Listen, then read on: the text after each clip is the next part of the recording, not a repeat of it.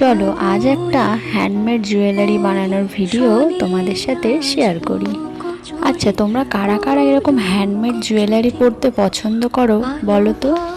আমার না এই ধরনের হাতে তৈরি গহনা খুব ভালো লাগে, তবে সেভাবে কখনো পরা হয়ে ওঠেনি, কিন্তু টুকটাক অনেক এরকম গহনা বানিয়েছি।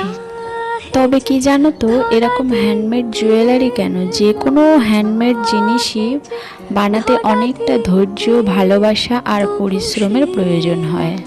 হয়তো সেই জন্যই জিনিসগুলো এত বেশি সুন্দর হয়ে ওঠে।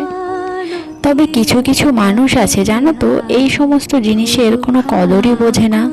যদি কখনো আমি বলি এটা বিক্রি করতে চাই, এটার প্রাইস এত, তো প্রাইস শুনেই বলবে বাবা এত দাম, অত দাম, এর থেকে তো বাজারে অনেক সস্তায় পাওয়া যায়।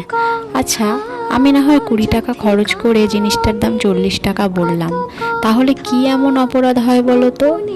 শুধু কি কত খরচ করে জুয়েলারিটা বানিয়েছি সেটা দেখলেই হবে? জুয়েলারিটার পেছনে যে একটা মানুষের পরিশ্রম আছে, ধৈর্য আছে, সেটার কি কোনো মূল্য নেই?